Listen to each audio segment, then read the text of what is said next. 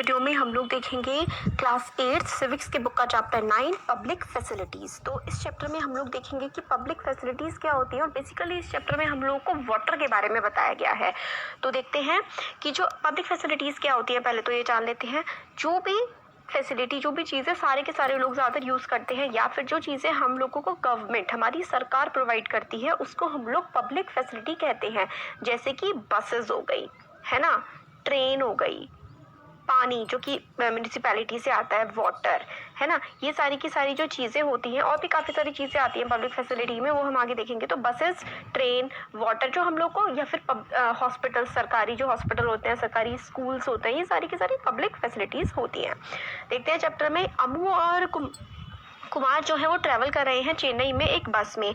जैसे बस पूरी सिटी में जाती है, वो ऑब्जर्व करते हैं कि वाटर फैसिलिटीज़ जो कि चेन्नई में अवेलेबल है, मतलब पानी की सुविधा, पानी जो कि अलग अलग एरियाज़ में अवेलेबल है चेन्नई में, वो कितना डिफ़र करता है। जैसे कि अन्ना नगर, रामगोपाल, अन्ना नगर में रामगोपाल रहते हैं, तो यहाँ पर जरा देखिए ये किस तरीके से पानी से अपनी कार को धो रहे हैं, है ना, ये अन्ना नगर है। और सईदापेट जिसमें पद्मा रहती है, वहाँ पर देखिए एक टंकी है और कितने सारे लोग अपने घड़े और मटके वगैरह पानी भरने के लिए रखे हुए हैं लोगों ने। तो यहाँ पर देखिए यहाँ कितना ज़्यादा पानी लोग यूज़ कर रहे हैं।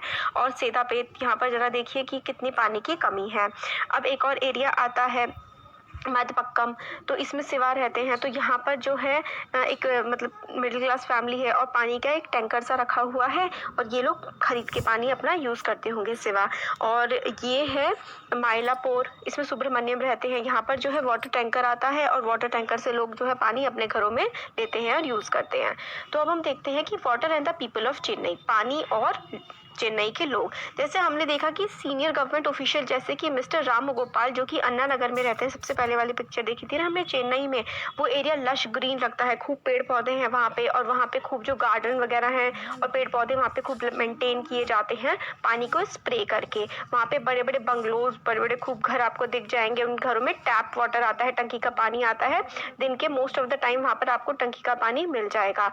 और कई बार जब वाटर सप्लाई इनएडिक्वेट होती है, तो मतलब कम होती है वाटर की सप्लाई, पानी कम आता है, तो मिस्टर राम गोपाल जो है एक सीनियर ऑफिशियल से बात कर लेते हैं, एक अधिकारी से जो कि म्युनिसिपल वाटर बोर्ड में है, वो उनसे बात करते हैं और उनके घर पानी का टैंकर आराम से आ जाता है अन्ना नगर में। और ये कौन है? मिस्टर राम गोपाल की कहानी देखिए। ये एक चेन्नई के एक अमीर एरिया में रहते हैं, अमीर पर्सन है, आराम से इनके घर पानी पहुंच जाता है। और बाकी सारे जो एरियाज है ना सिटी के, सुब्रमण्यम्स अपार्टमेंट इन द माइलापुर, तो इससे पहले हम लोगों ने क्या देखा कि राम गोपाल जो है ये अमीर एरिया में रहते हैं, इनके घर पानी की कोई दिक्कत नहीं होती है तो फ़ोन करते हैं, उनके घर टैंकर आ जाता है। अब बाकी लोगों का देखते हैं। सुब्रमण्यम जो है उनका अपार्टमेंट, उनका जो घर है वो माइलापुर में है, वहाँ पर पानी की काफ़ी कमी रहती है। म्यूनिसिपल वाटर जो है वो 2 दिन में एक बार आता है, मतलब पानी 2 दिन में सिर्फ एक बार ही आता है। प्राइवेट बोरवेल है, मतलब जो होती है ना ज़मीन में निकाल मोटर्स वगैरह लगा देते हैं और उससे पानी लेते हैं, उससे कुछ लोग अपने घरों का मतलब पानी की ज़रूरतें पूरी कर लेते हैं। बोरवेल वाटर जो है, जो ज़मीन से पानी निकालते हैं, वो ब्रैकिश होता है। ब्रैकिश वाटर का मतलब होता है उस पानी में नमक होता है, मतलब खारा पानी आता है।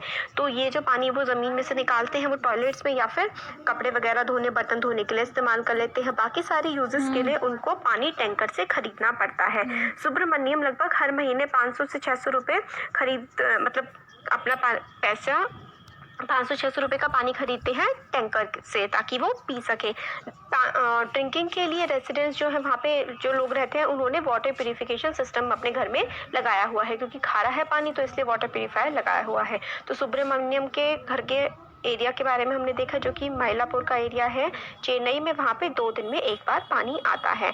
अब हम देखते हैं सिवा, जो कि फर्स्ट फ्लोर पर रहता है मध्यपक्कम वाले इलाके में, वहाँ पे 4 दिन में सिर्फ और सिर्फ एक बार पानी आता है। और शॉर्टेज ऑफ वाटर जो है काफ़ी ज़्यादा है, पानी की काफ़ी कमी है, इसलिए शिवा अपनी फैमिली को चेन्नई नहीं लेकर के आता है, पीने के लिए वो बोतल का पानी खरीदता है। पद्मा जो कि एक डोमेस्टिक हेल्प है, यानी कि एक नौकर की तरह किसी लोगों के घर में काम करती है, वो सीतापत के इलाके में रहती है, जो कि एक स्लम है, मतलब झोपड़पट्टी में वो रहती है। उस झोपड़पट्टी में जहाँ पे वो रहती है, वो 650 रुपये किराया देती है उस हट में रहने का। उसमें कोई बाथरूम नहीं है और कोई टैप का कनेक्शन नहीं है। और ऐसे ही 30 हटमेंट्स हैं जहाँ पर उस एरिया में, और एक ही टैप है, एक ही टंकी है, कॉमन टैप है, और वहाँ पे जो है पानी आता है सिर्फ और सिर्फ 20 मिनट के लिए। मतलब 2 दिन में एक बार आता है पानी, वो भी सिर्फ 20 मिनट के लिए, और एक फैमिली को सिर्फ और सिर्फ 3 बाल्टी ही भरने को मिलती हैं। और ये 3 बाल्टी वो खाने के लिए, कपड़े धोने के लिए, पीने तक के लिए ही उसका भी उसी पानी का इस्तेमाल करते हैं। समर में, गर्मियों में तो पानी बिल्कुल ट्रिकल बन जाता है, सिर्फ बूंदे बूंदे करके ही पानी आता है। और पानी, एक फैमिली की दूसरे से लड़ाई होती है पानी के लिए। लोगों को कई कई घंटों तक टैंकर का वेट करना पड़ता है, लंबी लंबी लाइनें बना के। तो हम लोगों ने कितने सारे लोगों का देखा, अमीर लोगों को पानी आराम से मिल जाता है, और जो मिडिल क्लास है उनको भी थोड़ा बहुत प्रॉपर हो ही जाता है, वो खरीद लेते हैं। बट जो बिल्कुल गरीब लोग हैं उनको पानी की बहुत ज़्यादा दिक्कत होती है। अब water is a part of fundamental right, जैसे कि हमने इस बुक में स्टार्टिंग में भी देखा था, स्टार्टिंग के चैप्टर्स में भी फंडामेंटल राइट्स के बारे में। तो फंडामेंटल राइट्स क्या होते हैं, हमारे कॉन्स्टिट्यूशन में हम लोगों को कुछ फंडामेंटल राइट्स दिए गए हैं। अब वाटर जो है वो एसेंशियल है हमारी ज़िंदगी के लिए, पानी बहुत ज़्यादा ज़रूरी है हमारी लाइफ के लिए, हमारी हेल्थ अच्छी रहे उसके लिए। नॉट ओनली ये ज़रूरी है हमारी डेली नीड्स को पूरा करने के लिए, सेफ़ ड्रिंकिंग वाटर हम लोगों को कई सारी बीमारियों से भी बचा सकता है। मतलब साफ़ स्वच्छ पानी अगर हम लोग पिए तो हम कई सारी बीमारियों से बच भी सकते हैं। इंडिया जो है उसमें बहुत सारे केसेस होते हैं डाइसेंट्री के, डायरिया के, कॉलेरा के, क्योंकि साफ पानी की कमी की वजह से हमारे देश में डायरिया, डाइसेंट्री, कॉलेरा, जैसे कि मलेरिया हो गया ना, चिकनगुनिया हो जाता है या डायरिया हो जाता है, बहुत सारी बीमारियां, पीलिया वगैरह काफ़ी बीमारियां हो जाती हैं खराब पानी को पीने की वजह से। लगभग 1600 इंडियंस जो हैं, ज़्यादातर चिल्ड्रन जो कि 5 साल से कम की एज के हैं, वो उनकी डेथ हो जाती है हर रोज़। मतलब 1600 बच्चे रोज़ मर जाते हैं वाटर रिलेटेड डिजीज़ की वजह से, क्योंकि उनको साफ़ पीने का पानी नहीं मिल पाता। इसलिए हर लगभग 1600 बच्चे रोज़ सिर्फ गंदे पानी को पीने की वजह से मर जाते हैं। ये डेथ्स जो हैं वो बचाई जा सकती हैं अगर उन बच्चों को साफ़ पीने का पानी प्रोवाइड किया जा सके। तो हमारा कॉन्स्टिट्यूशन जो है वो हमें अधिकार देता है right to life under article 21। Article 21 बहुत इंपॉर्टेंट है, इसमें हमें बहुत सारे राइट्स मिले हैं, हमारे पास जीने का अधिकार है। और सिर्फ एनिमल एग्जिस्टेंस नहीं, अब जिएंगे तो हमें साफ़ पानी, साफ़ हवा, साफ़ खाना भी तो चाहिए होगा। इस राइट के अकॉर्डिंग, आर्टिकल 21 के अकॉर्डिंग, जितने भी पर्सन हैं, हर पर्सन के पास, चाहे वो अमीर है चाहे वो गरीब है, उसको सफिशिएंट अमाउंट ऑफ पूरा वाटर मिलना चाहिए जितना उसको डेली ज़रूरत है, और इतना प्राइस होना चाहिए पानी का जिसको वो अफोर्ड कर सके। और यूनिवर्सल एक्सेस होनी चाहिए पानी की। यूनिवर्सल एक्सेस का मतलब होता है कि हर किसी के पास, चाहे कोई पर्सन गरीब हो चाहे अमीर हो, डजंट मैटर्स, हर किसी के पास अधिकार होना चाहिए साफ पानी का। तो यूनिवर्सल एक्सेस टू वाटर हमारे देश में दिया गया है, बट क्या सच में ऐसा होता है? नहीं। हमें अधिकार तो मिला है हमारे संविधान के द्वारा, बट हम लोग उस अधिकार को पूरी तरीके से ले नहीं पा रहे, हम पूरा नहीं कर पा रहे हैं। कई बार कोर्ट केसेस हुए हैं जिसमें हाई कोर्ट में भी गया है ये मामले, सुप्रीम कोर्ट में भी गए हैं, और उन्होंने भी कहा है कि सेफ ड्रिंकिंग वाटर एक फंडामेंटल राइट है। 2007 में आंध्र प्रदेश की हाई कोर्ट ने कहा था एक केस को सुनते हुए, जो कि एक लेटर लिखा गया था, विलेजर, एक गांव के पर्सन थे, महबूब नगर, जो कि महबूब नगर एक जगह है आंध्र प्रदेश में, उन्होंने कोर्ट को लेटर लिखा था कि भाई वहाँ का महबूब नगर डिस्ट्रिक्ट का पानी बहुत ही ज़्यादा कंटामिनेटेड है, बहुत ही गंदा पानी है। विलेजर्स ने कंप्लेन करी थी कि एक टेक्सटाइल कंपनी होती है, कपड़े बनाने वाली कंपनी जो है, वो पॉइजनस केमिकल, मतलब बहुत ही जहरीले केमिकल नदियों में बहा रही है उनके गाँव में, जिसकी वजह से जो उनका ग्राउंड वाटर है वो ख़राब हो चुका है। अब देखिए क्या है, एक कंपनी, एक गाँव है, ठीक है, महबूब नगर, वहाँ पर उसके पास एक टेक्सटाइल कंपनी है, कपड़े की कंपनी है। वो कपड़े की कंपनी ने नदियों में केमिकल बहा रही है। अब उस केमिकल की वजह से वो पानी जो है ज़मीन में जा रहा है। अब वो ड्रिंकिंग वाटर, पीने का पानी, कपड़े धोने का पानी, और इवन सिंचाई, जो फसल उग रही है वो भी जहरीले पानी की उग रही है। तो इन लोगों ने, उस गाँव के लोगों ने कंप्लेन करी, तो जज ने कहा कि महबूब नगर डिस्ट्रिक्ट कलेक्टर को to supply 20 litres of water to each person in the village, कि भाई 25 लीटर पानी हर घर में, हर विलेजर के पास डेली जाना चाहिए। तो यही है right to water entitles everyone to sufficient, safe, acceptable, physically accessible and affordable for personal and domestic use. भाई हर किसी के पास अधिकार है कि उसको सफिशिएंट, जितना उसको ज़रूरत है, बिल्कुल स्वच्छ साफ पानी उसको मिले, अपने पीने के लिए भी और घर के काम करने के लिए भी। अब आता है पब्लिक फैसिलिटीज़, जैसे कि हमने इस चैप्टर का नाम ही यही है। अब देखिए SDG गोल, सस्टेनेबल डेवलपमेंट गोल्स के बारे में मैं आपको हर चैप्टर में पढ़ाती हूँ। SDG गोल 6 क्या कहता है? क्लीन वाटर एंड सैनिटेशन, साफ पानी और साफ सफाई। सैनिटेशन का मतलब होता है स्वच्छता, साफ सफाई। पब्लिक फैसिलिटीज़ क्या होती हैं? पानी की तरह ही और दूसरी पब्लिक फैसिलिटीज़ भी होती हैं जो कि हर किसी को जिनकी ज़रूरत होती है। और लास्ट ईयर ही हम लोगों ने पढ़ा था दो फैसिलिटीज़ के बारे में, एक हेल्थ केयर और एक सैनिटेशन। हेल्थ केयर मतलब हमारी हेल्थ ठीक रहे, सैनिटेशन होता है साफ सफाई। सिमिलरली और भी चीज़ें होती हैं जैसे कि electricity, public transport, school, college, ये भी बहुत ज़्यादा ज़रूरी हैं और इन सबको ही हम लोग पब्लिक फैसिलिटीज़ कहते हैं। तो इलेक्ट्रिसिटी हो गया, है ना, और पब्लिक ट्रांसपोर्ट जैसे कि बस, ट्रेन वगैरह हो गया, स्कूल, कॉलेजेस, ये सारे के सारे बहुत ज़्यादा ज़रूरी हैं हमारे जीने के लिए, इसलिए सरकार ये हमें प्रोवाइड करती है और इनको हम लोग कहते हैं कि ये पब्लिक फैसिलिटीज़ हैं।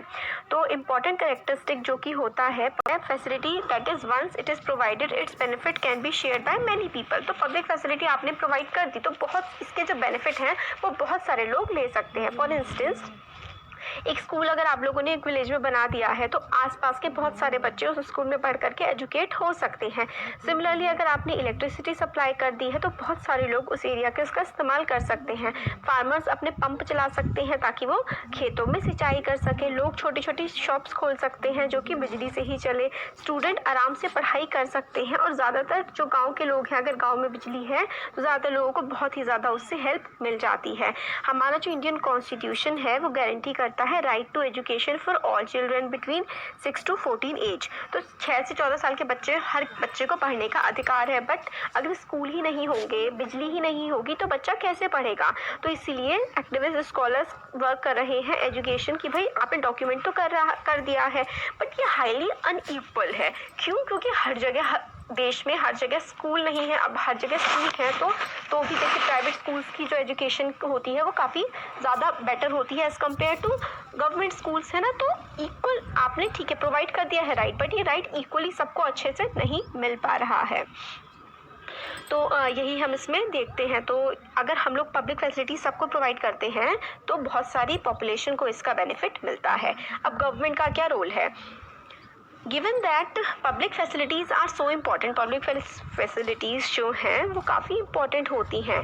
Someone must carry the responsibility of providing these to the people. अब ये जो चीज़ें इतनी इंपॉर्टेंट है तो भाई गवर्नमेंट जो है, समवन जिसको ये फैसिलिटीज़ प्रोवाइड करनी होती है वो होती है हमारी सरकार। मोस्ट इम्पॉर्टेंट फंक्शन गवर्नमेंट का होता है ताकि मतलब कि जितनी पब्लिक फैसिलिटीज़ हैं लोगों तक पहुंच जाए। पीने का साफ पानी, इलेक्ट्रिसिटी, सड़कें, है ना, ये सारी की सारी सही से हो, ये सारी रिस्पॉन्सिबिलिटी, ये सारा काम गवर्नमेंट का होता है। हम लोगों ने देखा है कि प्राइवेट कंपनी जो है वो ज़्यादातर सिर्फ और सिर्फ प्रॉफिट के लिए ही मार्केट में ऑपरेट करती है। जो भी प्राइवेट कंपनी होती है उनका एक ही पर्पस होता है, ज़्यादा से ज़्यादा पैसे कमाना। आप लोगों ने इससे पहले वाले चैप्टर में स्टोरी ऑफ शर्ट में भी देखा ना कि बड़ी बड़ी कंपनियां कितना कितना पैसा कमाती हैं, है ना। तो वही बात है इन मोस्ट, मतलब हाँ, स्टोरी ऑफ शर्ट तो 7th क्लास में थी, उसमें देखा था कि जो छोटे बुनकर होते हैं या छोटे किसान होते हैं उनको कितना कम पैसा मिलता है। जो बड़ी बड़ी फैक्ट्रीज होती हैं, बड़े बड़े जैसे कि, है ना, आपको पता है ब्रांड्स कितना ज़्यादा पैसा कमाते हैं। तो ज़्यादातर पब्लिक फैसिलिटीज़ जो हैं जैसे कि इलेक्ट्रिसिटी प्रोवाइड करना या फिर सड़कें बना देना या फिर पानी प्रोवाइड करना, इनमें बहुत ज़्यादा पैसा नहीं होता है। जिसमें पैसा होता है उसमें तो प्राइवेट प्लेयर्स आ जाते हैं। अब आप ये बताइए कि सारी की सारी नालियाँ साफ़ करने में या फिर एंटी मलेरिया ना फैले ऐसा कैंपेन चलाने में किसी प्राइवेट कंपनी को क्या फ़ायदा होगा? इसलिए प्राइवेट कंपनी ये सारे के सारे काम करने में इंटरेस्टेड नहीं होती है। जिसमें उनको पैसा नहीं मिलेगा, प्राइवेट कंपनी वो काम करने में कभी इंटरेस्टेड होती ही नहीं है। इसलिए जो ये पब्लिक फैसिलिटीज़ होती है गवर्नमेंट को प्रोवाइड करनी पड़ती है। कुछ पब्लिक फैसिलिटी जैसे स्कूल खोलना, हॉस्पिटल खोलना, प्राइवेट कंपनी खोलना। प्राइवेट कंपनी भाई स्कूल और हॉस्पिटल खोलते हैं क्योंकि खूब पैसे कमाती हैं इनसे, है ना। बड़े बड़े शहरों में आप लोगों ने देखा होगा बड़े बड़े हॉस्पिटल, बड़े बड़े स्कूल्स होते हैं। सिमिलरली अगर आप किसी सिटी में रह रहे हैं, आपने देखा होगा प्राइवेट कंपनी वाटर भी सप्लाई करती है टैंकर्स में और बॉटल में पानी भी सप्लाई करती है। तो प्राइवेट कंपनी बड़े बड़े शहरों में टैंकरों में पानी आते हैं, बॉटल्ड वाटर आते हैं क्योंकि उसमें उससे काफ़ी प्रॉफिट होता है। ये प्राइवेट कंपनी सारी की सारी पब्लिक फैसिलिटी इसलिए प्रोवाइड कर रही हैं क्योंकि इनको फ़ायदा हो रहा है और सिर्फ अमीर लोगों को ही देती हैं क्योंकि ये महंगे बेचती हैं। बट ये फैसिलिटी जो है अफोर्डेबल रेट पर नहीं प्रोवाइड कराते। जो प्राइवेट कंपनी होती है वो हर चीज़ मतलब ज़्यादा महंगी ही होती है, उनकी चीज़ें अफोर्डेबल, जो लोग अफोर्ड कर सके। यानी कि जो जैसे कि गरीब इंसान है यार, वो नहीं अफोर्ड कर सकता, उसके पास इतना पैसा नहीं होता है कि वो बहुत महंगी चीज़ जैसे कि 100 रुपये का 1 लीटर पानी या फिर 100 रुपये का 5 लीटर पानी ये गरीब इंसान नहीं खरीद सकता है। इसलिए जो प्राइवेट कंपनी है उनका टारगेट होता है अमीर लोग। अब गरीब लोगों को तो ये सर्विसेज किसको प्रोवाइड करनी पड़ेंगी? सरकार को। तो if you go by the rule that people will get us get as much as they can pay. तो अगर आप ये सोचें कि लोगों को उतना ही मिलेगा जितना वो पे कर सकते हैं, तो भाई ये सारी की सारी फैसिलिटीज़ आप कैसे सबको दे पाएंगे? और ये तो भाई आप देश के नागरिक हो। सरकार का जो है काम होता है कि देश के हर नागरिक को सारी उनकी बेसिक जो सुविधाएं होती हैं, है ना, मूलभूत सुविधाएं तो हर किसी को मिलनी ही चाहिए। ये हमारी सरकार का काम होता है। तो इसलिए पब्लिक फैसिलिटीज़ जो है मेनली सरकार प्रोवाइड करती है। तो गवर्नमेंट जो को एक एक्टिव प्लान बनाना पड़ेगा ताकि हेल्थ फैसिलिटी जो है पूरी पॉपुलेशन को मिल सके, और जो डिसीज जिन बीमारियों से बचा जा सकता है वो सरकार उनके लिए सही कदम उठाए उन बीमारियों की रोकथाम के लिए। अब क्लियरली जो है यही है, इसमें ये बताते हैं कि जो प्राइवेट जो हैं वो प्राइवेट कंपनीज तो ज़्यादा काम करेंगी नहीं लोगों को पब्लिक फैसिलिटीज़ को प्रोवाइड करने के लिए। इसलिए पब्लिक फैसिलिटीज़ जो हैं लोगों के, क्योंकि बेसिक नीड्स बेसिक ज़रूरतें हैं, मॉडर्न सोसाइटी को चाहिए requires that these public facilities are provided so that people's basic need are met. अब जो हमारी सोसाइटी है उसमें सबकी ज़रूरतें पूरी होनी चाहिए, क्योंकि राइट टू लाइफ हमारे संविधान में हमें दिया गया है। हर एक पर्सन जो कि इस देश में रह रहा है उन सबके पास जीने का अधिकार है।